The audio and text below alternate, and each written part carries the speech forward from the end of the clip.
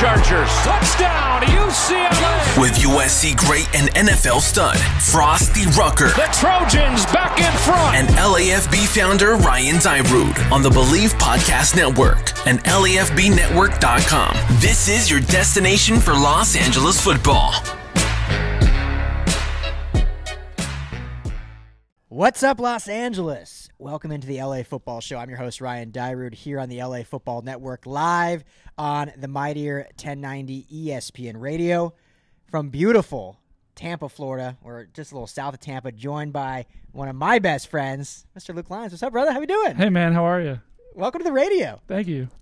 I'm excited to have you here in Tampa Bay. Tampa Bay. I know. We're in enemy territory. We're on spring break. LAFB is on spring break. It's the spring break tour down here. We'll get into all travel and stuff, but hanging my boy Luke here moved to the Tampa area. What, it's been 2 months? Yeah, almost 3. Almost 3. How you liking it so far? It's great. It's great. We moved down here in January. Sorry if you're on radio, go to YouTube. You can see where we're looking, where we're sitting. But that's right. We moved down here in January, and there was like one regular season game left, and I was like, oh, I'll catch Tom next season. And then he retired. I was like, oh man, why did we move here? We all knew he wasn't retiring, though. I thought he was serious. Did you think he was serious? I thought Giselle finally got him. Yeah, I thought the fact that he never had a press conference, like never announced, he just did a social media post, didn't even mention New England. I was like, he's not retiring. Yeah, no shot. Well, I'm glad he's not, because now I get to see him in action up the road at up there in Raymond James. That's right. Yeah, I know. So Luke moved out. Like he said, literally the weekend the Rams played Tampa in the playoffs. But being how cool Luke is, he decides to go to the Florida Keys and snorkel and did some cool scuba. stuff. Yeah, ate some key lime pie. like I guess better stuff than football. But anyway, we know how that game with the Rams. The Rams obviously win and then go on to the Super Bowl. But yeah, we'll see if they'll play again next year. I think whether it's regular season or playoffs. I hope so. I'm currently deciding what team I want to support. As a lifelong Bears fan, I've decided it's finally time to throw in the towel. Well, and what's funny is what we're going to get to on the show is it's almost like we have the LA Bears now with Khalil Mack on the Chargers and Allen Robinson on the Rams. That's so right. You have two LA teams. My two favorite Bears are in Los Angeles, where I was born in the same hospital as Ryan. Yeah. We didn't know, we met in high school, but we were born in the same hospital 2 months apart. Yeah. How crazy is that? Placentia Linda Hospital. That's right. In beautiful Orange County, California. That's right. Luke born in 2 months before me. Or not. I mean, not even. Basically a month and 15 days if we want to get semantics about it. If we want to get technical. But that gives me reason. I have the reason to be a Rams fan. There you go. So now I can bandwagon and not feel so bad about it. Yeah. So yeah, me and Luke grew up in Denver. So Luke, I would say you're somewhat of a Bronco fan, but Luke's always been a Chicago fan. I'm a contrarian. Yeah, I like pain. I'm a masochist. So my family's all from Chicago, and really it was Devin Hester. When Devin Hester started playing for the Bears, I was like, I was in Chicago over the summer every year, and I was like, I'm a Bears fan. This is awesome. And then they went to the Super Bowl in 2005. Oh, so you got on at the right time. I got on it, call it 2003. Yeah. He was playing corner and then wide receiver and then just catching kicks. And I was like, yeah, I'm a Bears fan now. And I've just been stuck with the Bears through everything, through Mitchell and Jay and Kyle Orton and all the pain. And then they get Khalil Mack. I'm like, this is sweet. And now he's in Los Angeles. Who was the worst of those bad quarterback years? If you're like, this was the worst stretch as a Bears fan in that short period of time, who would you say was the worst? Smoking Jay, for sure. So was it because the expectation was higher? Yeah, I mean, there was hope for a minute, right? So when the Broncos and Bears kind of tossed people back and forth, Kyle Orton, Jay Cutler, when he was in Denver, he was dating a girl that I was friends with. The girl's friend. The girl's actually a stripper, and he was dating her. Jay Cutler was, yeah. And I was like, goes from her to Kristen Cavallari from the yeah. And so at 17, you're like, this is the coolest guy ever. And so when he went to Chicago, I was all stoked, and I was at the game. They were one game out of the playoffs. They were playing the Packers, and Randall Cobb ran this go route, and there was a penalty on the play, but he was wide open, and I was like, man, hopefully they don't do that again. Same thing, Randall Cobb go route, scores a touchdown. Bears are out of the playoffs again, and I was like, I'm done with the Bears. I'm done with Smoking Jay, and that's the year that they signed him to that big contract. Yeah. That they eventually pulled the plug on. Yeah.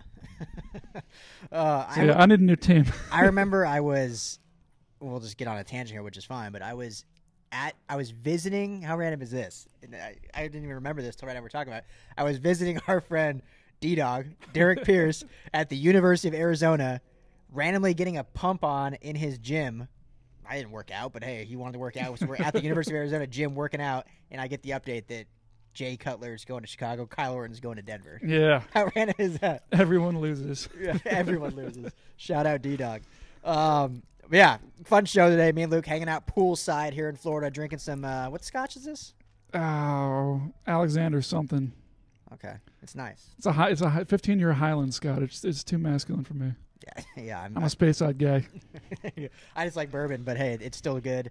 We're hanging out, talking ball. We're going to talk a little Rams, a little Chargers, talk a little Tyreek Hill. I mean, it's still the AFC West, so we'll get into all that stuff. But today's show brought to you by our friends at Athletic Greens. Tons of people take multivitamins, but it's important to choose the one that is top quality. With one delicious scoop of Athletic Greens, you're absorbing 75 high-quality vitamins, minerals, superfoods, probiotics, and can you say that word? Adaptogens. Adaptogens to start your day right. You probably need this because you just are dying from a workout right now. Yeah, I started doing CrossFit this week. I could use some adaptogens. So we were setting up out here at the pool, and Luke had to lift a stone up and looked like the strongest man in the world trying to lift this small 3x5 stone. So I think you need some of this. Athletic Greens, if you could send me some samples, that would be killer. Yeah. I'm hurting. Special blend of ingredients supports gut health, nervous system, immune system, energy, recovery. That's the big one. That's what you need. Focus and aging. Reclaim your health and arm your immune system with convenient daily nutrition. It's just one scoop in a cup of water every day. That is it. All you have to do is visit athleticgreen.com. That's athleticgreens.com/believe, BLEAV. Again, that's athleticgreens.com/believe. And you're going to get a free 1-year supply. By the Food and Drug Administration. You're not supposed to start that yet. Well, I guess it's actually better if you start it while in the background. I was trying to go back. It's way more subtle. So, but you're going to get a free 1-year supply of immune-supporting vitamin D and 5 free travel packs with your first purchase. These statements have not been evaluated by the Food and Drug Administration. These products are not intended to diagnose, treat, cure, or prevent any disease. Athletic Greens, take ownership of your health. All right. Good job. That was your first ad read. Well done. Well done. So what do you want to do? Should we start with, Allen Robinson? I've talked about it on my show, but you want to talk about Allen Robinson right now? Yeah. So I always want to talk about Allen Robinson. Let's do it like this, because I think Rams fans, when the Robinson signing happened, were excited because we know Allen Robinson was a top free agent, but at the same time mystified because they missed out on Von Miller, and all of a sudden they pivot and sign a receiver when they had at the time Robert Woods, Cooper Kupp. OBJ was said to be coming back, and you signed a receiver. So for you being a Bears fan, knowing Allen Robinson, talk to Rams fans about who they're getting. Like, why do you love Allen Robinson? Yeah, following the Bears, he's the guy who I've felt so bad for, right? Because going back to the Mitchell years, the dude was always open. He was always open. He was running great, crisp routes. He was fast. He's got good hands, but the ball never hit him. So this dude has just not put up good numbers for the last few years. Not because he's not talented, but because he doesn't have someone throwing to him. I mean, look at Cooper Kupp, right? Quarterback change. He's the best player in the NFL. Huge. And Allen Robinson has just been underrepresented because no one's throwing the ball. Justin Fields isn't, passing dimes to him this year, so he just hasn't been seen. So they're going to get very similar to Robert Woods, smart player, fast, and him across from Kupp is terrifying. Yeah, and Allen Robinson, I think also we at the LA Football Network love Bobby Trees, love Robert Woods. I don't want to say R.I.P., but we're so bummed he's gone. But Allen Robinson brings like a different brand. Like he can go up and get. He's a more jump ball guy. Obviously, still a great route runner, great hands. But he brings a different dynamic, I think, to the offense than what Woods did. But you said it. I don't think enough people. And we're going to get to like the Tyreek Hill trade here in a second too. But receiver is the position that hinges most on someone else in order to be good. Yep. Like how many we could go through the annals of NFL history and try to look back at what could have been had this receiver been with a good quarterback, and also let's look at the top. Let's go back and forth on this even. The top 25 receivers of all time. Who of that list had a we don't have to say great quarterback, but at least a good quarterback. Like Randy Moss is probably the only one I can think of. Randy Moss had Randall Cunningham and Dante Culpepper for the most of his career. Sure. Who I would say were mediocre. Then obviously he went and played with Tom Brady for a couple years too. But I mean, Jerry Rice with Joe Montana and Steve Young. Terrell Owens obviously was all over the place, but played. Terrell Owens, to his credit, played with some not great. I mean, he played with Garcia for a while in San Francisco. Had some good years, obviously, with Tony Romo. Way throwback. But he also then played with Don McNabb, played with Tony Romo, so he had some good quarterback play there. Can you think of any? I mean, I don't. No, I was thinking about guys like Devontae Parker, who are just like, are freaks. Yeah. But they're just never going to put up Pro Bowl numbers because of the guy who's throwing it to him. Yeah. Yeah. So yeah, Allen Robinson is of that ilk. Yeah. Where he just hasn't had a Stafford to throw to him. So no, I think he's going to be a top 20 receiver, depending on what happens with Odell, right? Because they're getting kind of crowded. Yeah, it's during my days are all mixed up in traveling, but Les Snead came out basically in a press conference and essentially said, "Ball's in his court. We want him back. We made an offer." So we'll see if Odell Odell wants to be a Ram, he'll be a Ram. To be a receiver number 3, essentially. What's hard with him is, and he won't play until November after the ACL tear, so he's missing half the year. So I'm sure he's out there testing the market, seeing if someone will pay him more money. But I think a lot of teams are going to be hesitant anyway because, why are you going to pay top dollar for a guy that's going to give you 2 months? Yeah. But yeah, for him, it's like, okay, does he want to come back to LA and be third fiddle, fourth fiddle? No. Probably not. No. But I know he loved it in LA. Yeah. I think ultimately he'll be back. I do. And he really didn't have that big an impact on like Cooper Kupp or Robert Woods, their production. He was an asset. I mean, he was good for the team, particularly in postseason. But yeah, he can come back. Yeah, that's fine. He had a good role. But Robinson, just back to him, I think when you see what he did with obviously the Chicago quarterbacks, but what he did with Blake Bortles in Jacksonville, I think that tells you enough about how good of a receiver he is. Or how good of a quarterback Blake Bortles is. Is he even in the NFL anymore? I don't think so. No, he's backing someone up. He's bounced around. He was with the Broncos, with the Rams for a little bit as a backup. He's been all over the place with the backup. But if you start behind Drew Lock, you're probably not going to make it. No, probably not. But yeah, I mean, it's one of those. I think it's a good signing on the surface. We talked about it a bunch last week, so I don't want to beat a dead horse with it. But for you though, you think you love the guys. You're a Rams fan now. I mean, yeah, I have to be a something fan. So you're done with the Bears. I'm done. I'm officially done with the Bears in front of all of Southern California. I can finally say I'm no longer a Chicago. I'm going to hold Bears you to fan. that. Are you really? Yeah, I'm done. So my dilemma is living here in Tampa. Yeah. With Tampa, like, do I go with being a Bucs fan? But being born in LA, I still have a Rams football my uncle gave me when we moved out of California in '94. It's a signed '94 Rams football. Oh, okay. So it's like that was their last year in LA. Yeah. So it's not really signed. It's like fake signed. We'll call it real. So like I've got enough to go with them, and they're taking a lot of my favorite players. Yeah. I love NFC North. I love Stafford. Yeah. I always admired. As a Bears fan, you love Stafford? I mean, it's one of those things where like I admire Aaron Rodgers and Matt Stafford for just slapping the Bears around for so long, and Stafford never had a team. He never had half a team. Yeah. And as soon as he went to LA, I mean, I got Kupp this year late in the draft. It's the same thing. Like who's throwing to you? Kupp's a great player who had Goff throwing to him. Yeah. And as soon as Stafford showed up, it's like, all right, this guy has one of the best throwing to him. And Robinson's going to be the same thing. He's going to be a freak. Yeah. No, I agree. I can't wait to see him, and I think he'll unlock Kupp even more potentially, just because of, again, Robert Woods, as good as he is him and Cooper Kupp are very similar style receivers. Like they can both play in the slot on the outside. They're good at blocking. They're very cerebral, very smart players. Good route running, but they're the same size. They're 6 foot. They're kind of speed guys. They're not your burners. Allen Robinson, I think, just brings something different where it's going to open things up even more for Kupp, and then it's going to open things up for Robinson too. So I just think it's a slam dunk. And for the price, now we're seeing these crazy contracts, and they got Robinson for $14 million a year because his numbers haven't been good. Yeah. I mean, it's a steal.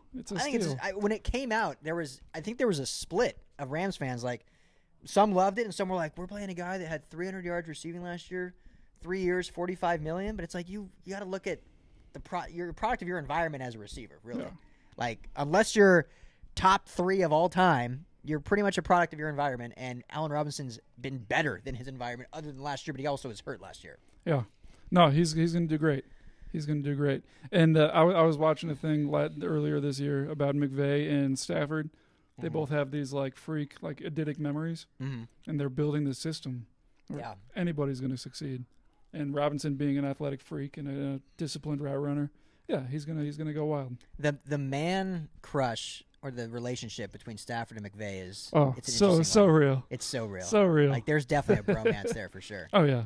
Like as soon as there was these reports that McVay was going to retire, I was like, he's going to retire the day Stafford retires. They're going to walk off, not into the sunshine. They're going to walk off into the sunset on the beach holding hands on the same day, hopefully as a duffel bag of cash over one shoulder. Exactly. Because I think they just seem like the best buds ever. I mean, I don't know if they're McVay's fiance and his wife hang out. I know Stafford's wife hangs out with all the rest of the team. They're super connected. I don't know if McVay's fiance is in there yet, but they just seem like they're in this for the long haul until they both step away. How old is McVay now? 36. Wow. Did you even hear those reports that he was going to retire after this year? Yeah. Same thing. I didn't. There's no way. Yeah. You don't win a Super Bowl and then retire at 36. And my thought too was okay, well he's engaged. He's one of those coaches that's like your old school coach where he works 120 hours a week. It's not it's not an enjoyable life. No. He wants to have a family. But I was like, okay, let's think about it logically here. Dude's 36, peak of his career, just won a Super Bowl, engaged.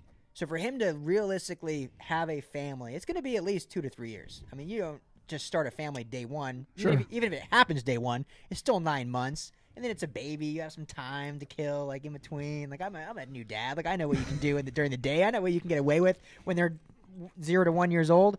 Once they're 2 to 3, then it's okay, you want to be very present. I mean, you want to be present during it all. I'm not saying that. Don't hear me wrong. But so I'm like, this guy is at least going to coach till he's 40. He's not going to hang it up now. He's got 4 years. Do you not think he'll? How old is Belichick? 70?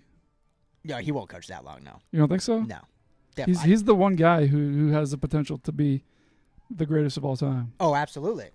And that's the weird. I think he will be happy enough with being the greatest of his generation. Maybe not of all time, but of wow, that Sean McVay guy for a 10-year coaching career was the greatest of a 10-year span ever. I think the Daniel Day-Lewis of football. Exactly. Like a method man of coaching. The Megatron of coaching. And then just go into the booth, work 6 hours a week, and make $15 million a year. Imagine him and Tony Romo calling games together. Don't tease me. They would just be anticipating everything. Peyton and Eli pop in once in a while, make fun of Eli, and then just call every play. Who would be actually the lead on that? Because someone's got to actually that's why I love Jim Nantz and Tony Romo are so great because Jim Nantz just sets him up. So Jim Nantz is I think Jim Nantz is the best in the business right now. What he does. Do you have ESPN's phone number? Can we call them and get that set up for McVay and Romo calling a game together? I mean, maybe I don't know about ESPN, but maybe LFB Network just sets that up. There you go. I don't know if we have $30 million laying around to pay these two guys. But if we did, I think we need to make that happen. There you go. Hot take. 10 years from now, Romo, McVay, greatest team of all time on the LA Football Network. On the LA Football not CBS, Network. Not NBC. Not any of these ESPNs. Ripping some athletic greens together. Ripping Alexander Scotch. Wearing light-colored pants and have a little tinkle running down in the middle of a broadcast like Romo. Wait, he did that? You didn't see that? No. Yeah, he was wearing real light-colored pants, and when he peed, he got a little dribble. Yeah, I know that. He had a little dribble spot in his pants on the broadcast, and it was all over Twitter. No way. Yeah. How did I not see that? I literally live on Twitter. Yeah, I saw it. That's great. Was that this year? 2 years ago. Good for him. It was funny. Good for him. And he's so good. He doesn't even care. Yeah. The sprinkle was halfway down his thigh. Of course it was. Of course it was. I'm surprised it didn't touch his kneecap or something unreal.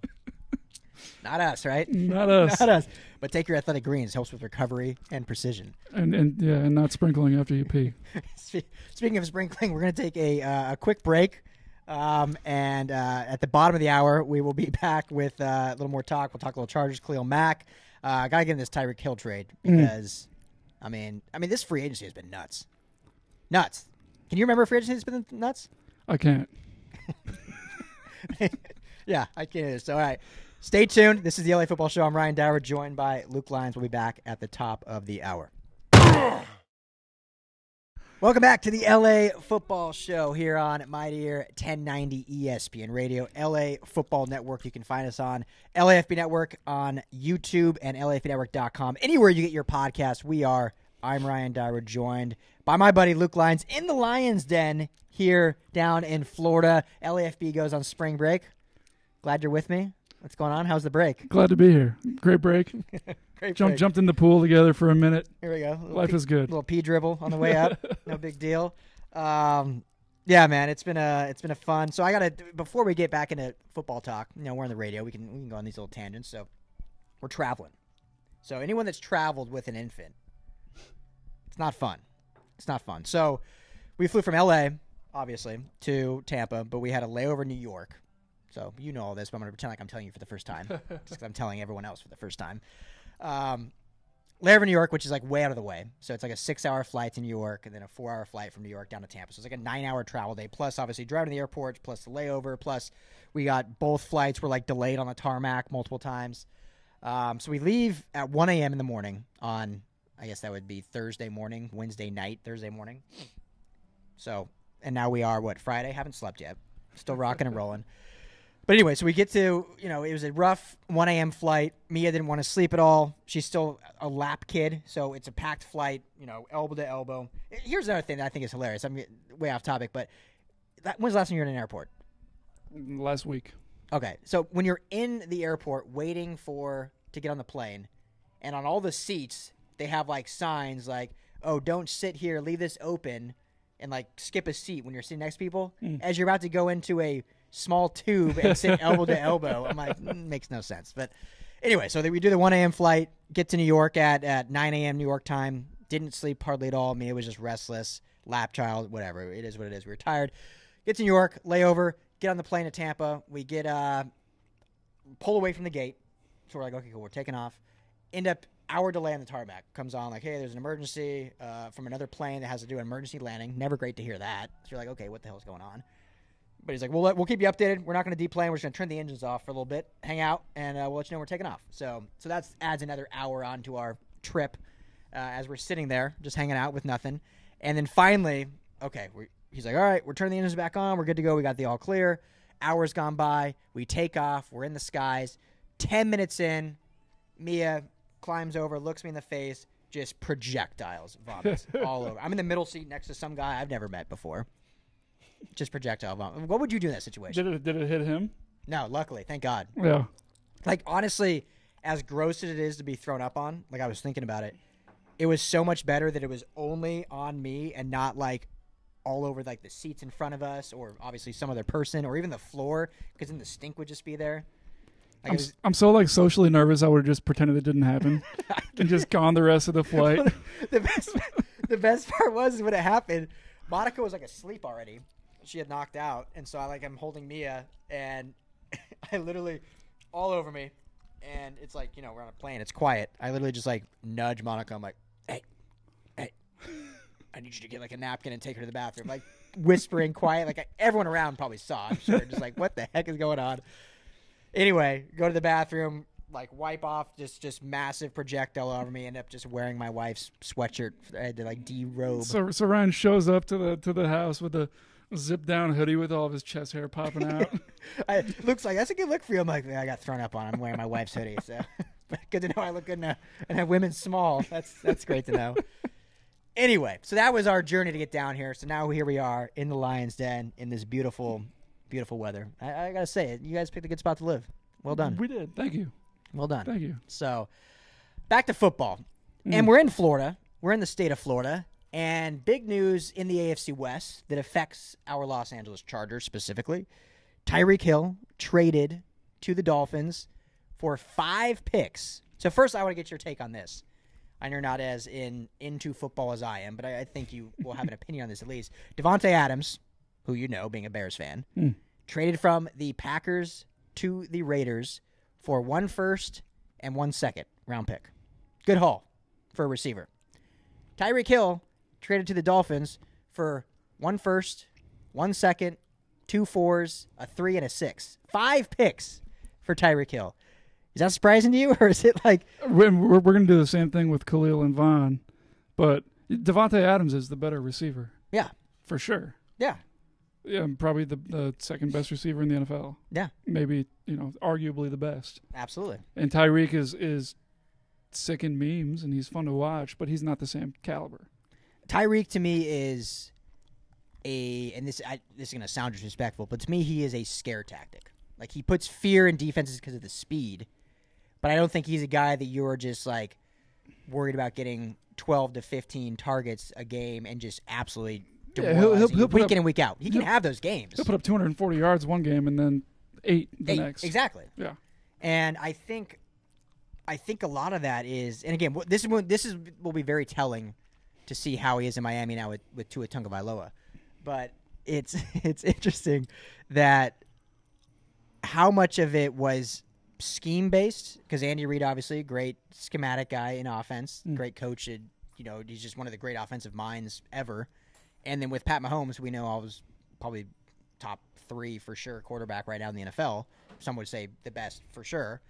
And how much that will change to him now going to Tua and Mike McDaniel, who runs the Kyle Shanahan running system that isn't necessarily receiver friendly. He's gone. Yeah, he's off the radar now. He's not going to put up 200 yards. No, not at all. And what's crazy is they gave up 5 picks and made him the highest paid receiver in the NFL. What did Tua average yards per game? 130, 150? Yeah, not a lot. Not a lot. Yeah. And, I think Tua has talent. Obviously, he's been playing through injuries and stuff, but definitely not Patrick Mahomes. No. Definitely not Andy Reid calling the plays. No. I think he's done. Yeah, I just seeing that and seeing what the Raiders had to give up for Devontae Adams, it was like, wow, now they look like they got a steal. Just giving up 2 picks instead of 5 for a guy like Devontae Adams, and here's the other argument, and I'm curious your thoughts on this. Devontae Adams' whole career has played for Aaron Rodgers. I mean, he was a second-round pick, played with Derek Carr in Fresno, so he wasn't like a top 10 overall pick. Playing devil's advocate here. So you could argue, was he only as good as he was because of Aaron Rodgers? Was he? Have you seen as the dude great? though? He's a freak. Have you seen Tyreek Hill? Yeah. I'm playing devil's advocate. I agree with you, but receivers so contingent on who your quarterback is. Yeah. And I love receivers. Look at the guys who are taking pay cuts to go to Tampa. Yeah. Or to go to LA. They know they need to be with a good quarterback. Mm-hmm. Tyreek takes more money, goes to Miami for the money. Yeah, that I know he's from Florida, but it wasn't like he was underpaid. I mean, the dude was making $17 million a year in Kansas City with going to be a top 10 team every single year, going to be a playoff contender every single year. And then he sees Adams' contract and is like, no, I want more money. I'm going to go play with Tua in Miami. I mean, maybe they'll prove us all wrong, and maybe the Dolphins will be great. He's also now the best player on the Miami Dolphins. I don't know that he was the best player on the Chiefs. That's a fair point. So he gets to be the big fish, which means a lot for a guy. He's in the city of Miami. Yeah, and he's the top dog. Doesn't he seem like personality-wise like he fits on the show Ballers? For sure. Which is like Miami-based. Like, what was it? Ricky Jarrett, was that his name? Yeah. In Ballers? Yeah. Like, he seems like that. But I don't think Ricky Jarrett was like a bad person like Tyreek Hill might be, but that same kind of vibe. Do you think Tyreek is a bad person? His history is certainly bad. Never met him in person now. So I don't like to judge people that I haven't met, but, usually punching your pregnant girlfriend doesn't make you a good person. Do you want to talk about the Cleveland Browns now? Oh. They seem to collect those. Yeah. That's a whole different story with that whole trade. It's been crazy. Okay, let's go. Let's talk about the Cleveland Browns. We're doing just all football this episode. We're not even. We'll end with LA and go to the Chargers here in a second. But Baker Mayfield, where does he end up? Is he going to go anywhere? Here's where the Browns screw themselves. Before you answer, and what you think. By trading for Deshaun Watson, okay, first of all, by ruining the Baker Mayfield marriage by showing their cards that they wanted Deshaun Watson, and Baker says, okay, I want out.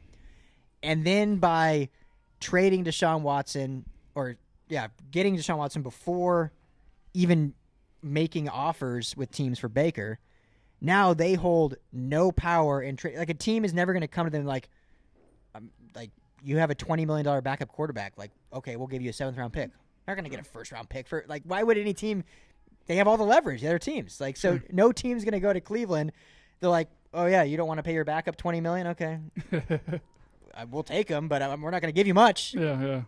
So, but that being said, where do you think he ends up, if anywhere? I don't know. We were talking about this before the broadcast. Yeah. Where his last season was not a good season, but he was playing hurt for 2/3 of the season, and you were saying these guys are expected to play hurt and be tough, and then they're looking at his season saying, oh, he must not be that good. Yeah. But he was 60%, which was slightly better than a backup, but certainly not as good as he could be. So someone's going to get a steal on the guy. I love Baker Mayfield. Yeah, it drives me crazy. Like, no matter what you think about Baker's personality or whatever, the dude, I'm not saying he's a top 5 quarterback, but the dude can play quarterback. I mean, he's a top 15 quarterback. Easily, top 15. And, like you said, we talked about, here we are as fans and especially people in the media. You look at the top ESPN talking heads. They call these guys to be warriors and play through pain and be a team player. And then when they do that and don't play as well as they did when they weren't hurt, all of a sudden they forget they were injured and they're just, oh, they're bad. They're terrible. Yeah. Like, who wants them? They're scrubs. They're this. Baker had 22 touchdowns and 5 picks before his injury. Then he tore his throwing shoulder. Here's a question: Would you take Baker Mayfield or Matt Ryan at this stage in his career? Ooh, that's a good question. At this stage in their career, I'd probably take Baker Mayfield. Yeah. And what's crazy is that opinion will get a lot of hate. Yeah. But I think at this stage, a healthy Baker, he's what, 26? Matt Ryan's 36? Sounds about right. I'll take your word. But yeah, he's significantly older. He's got another good year or two left. Yeah. And I like Matt Ryan, but yeah. Yeah, but if you call it a good year, right? He hasn't had a good year in how long? Yeah. I mean, he has had good statistically, players. He's had some decent years, but he hasn't had a good year since his MVP season when they went to the Super Bowl. Yeah. That was about it. Which I think he'll do well in Indy. I wanted Baker to go to Indy because I think Baker would have thrived. Look at what is it with Indy? I mean, Taylor's a freak, right? Yeah. Like he's playing a different role in Indy than he was in Atlanta. Totally. Baker would fit well in that role. Oh, he would have been great. Yeah. I was bummed. I wanted him to go there. And which makes me think Cleveland was trying to get a huge payback, like trying to get a 1st or 2nd round pick for him. And Indy's like, oh, we can just go get Matt Ryan for a 3rd. Like, we're not going to give a 2nd for Baker, a 1st for Baker. You guys have 2 quarterbacks you're paying. The Cleveland Browns right now are paying 2 quarterbacks like $60 million next year if they can't move Baker. Wow. It's crazy. Now you had mentioned Seattle, which I don't know the answer because they've got Geno up there, who I don't think is going to be a reasonable option. Yeah. And Baker just fits. He fits in that team. He makes the most. Yeah. I mean, okay, let's go through this quickly. I think that is the only team left because of the quarterback needed teams. Houston basically said, Houston was even involved with Cleveland. They said, no, we're all in on Davis Mills for now. Carolina has come out and said no, they're out of the Baker sweepstakes, I guess. They were in on Deshaun, but not on Baker. Atlanta now signed Marcus Mariota. New Orleans signed Jameis Winston. That literally Indy obviously has Matt Ryan. Broncos obviously traded for Russell Wilson. That literally leaves Seattle. And guess what? Here's the other part of the equation. San Francisco is always trying to move Jimmy Garoppolo. So you have 2 quarterbacks now that both their if we're playing harsh critics here, those 2 organizations effed up so bad, the Niners and the Browns, and how they went about it because they may now be stuck with 2 $20 million backup quarterbacks going into next year. Seattle needs one of them. Seattle needs one of them, but I guarantee they're not going to give up much for him. Yeah. It's offloading some cap space. Yeah, pretty much. It's going to be that Robert Woods traded the Titans for a 2023 6th. Yeah. So, but let's end it with that on this conversation. Who is more likely, in your opinion, to end up in Seattle, Jimmy Garoppolo or Baker Mayfield? I just like Baker with the Seahawks. Yeah. They're a fighting team. They're tough. They've got weapons.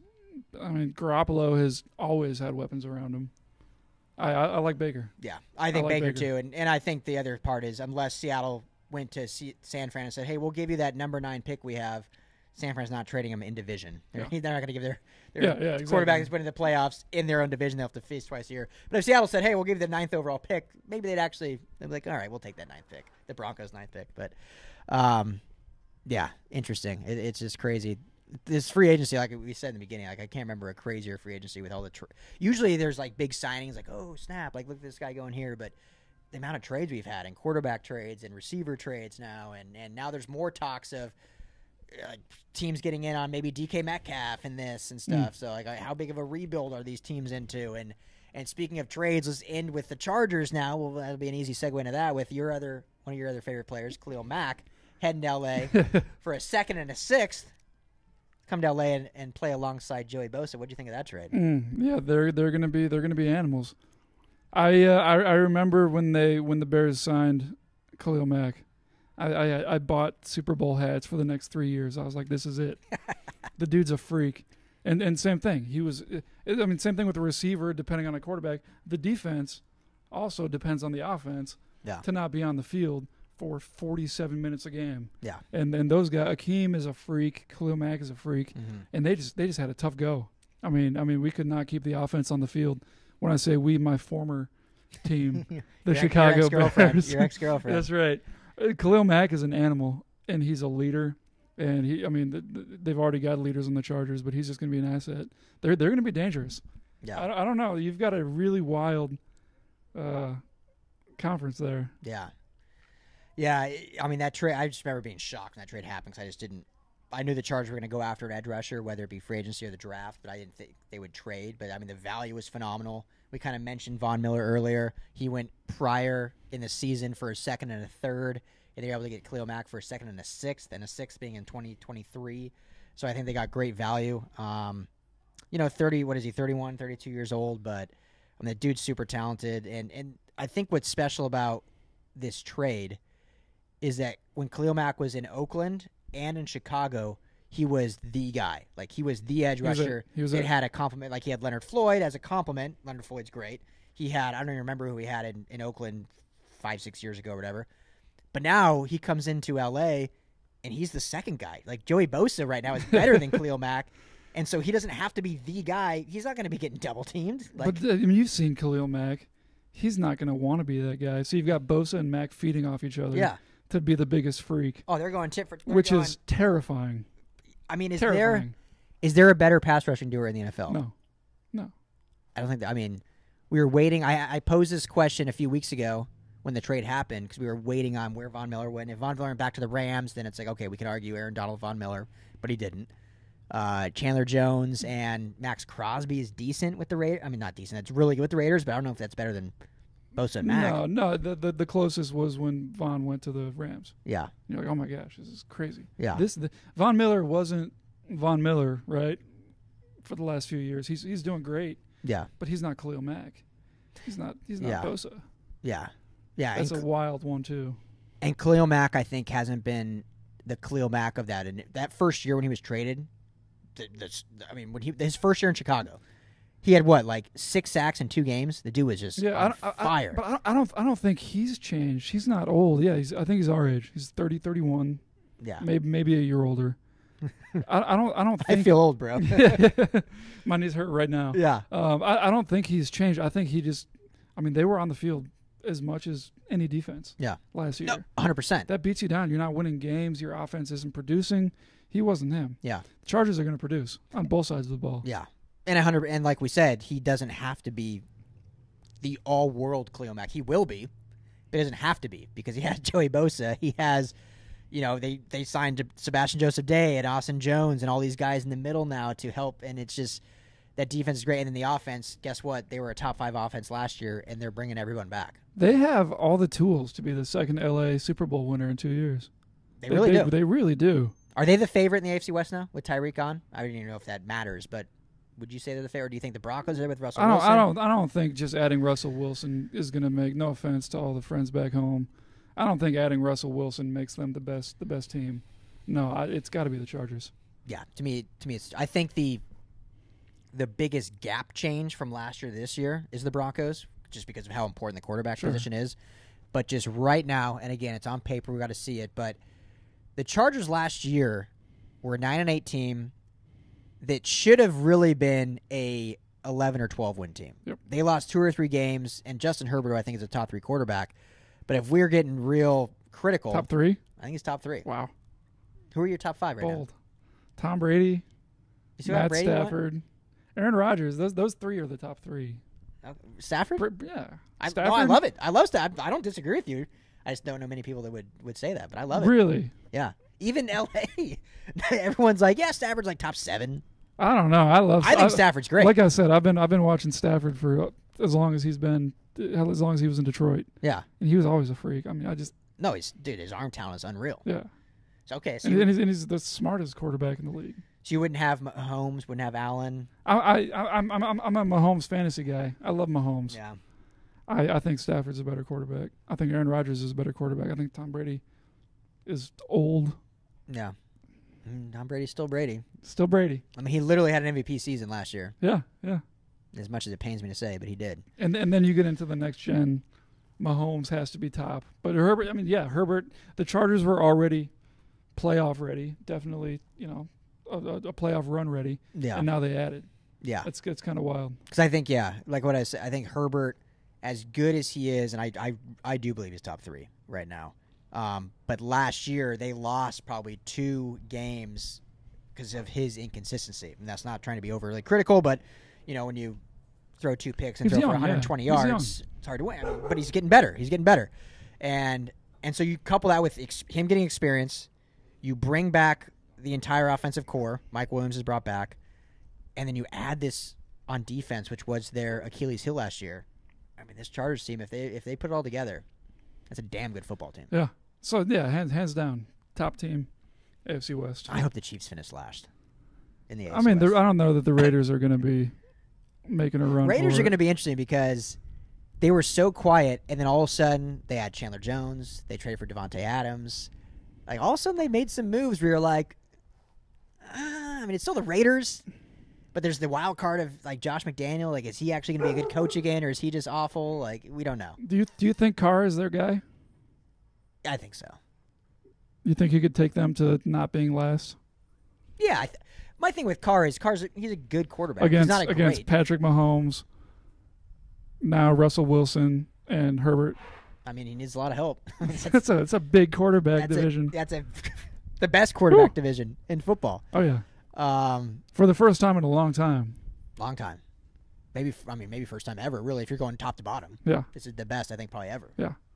Because you could say, yeah, because it was always 2 teams maybe had good quarterbacks, but the other 2 didn't. Like the years when Manning was there, you had Rivers with the Chargers, but then you had Alex Smith, who was good but not great, and the Raiders. I guess that was the beginning of Carr, or even before Carr. Carr's kind of been under-repped. He's still a good quarterback, He's very good. but he's he'd be number 2 in any other division essentially, Yes, that's a good point.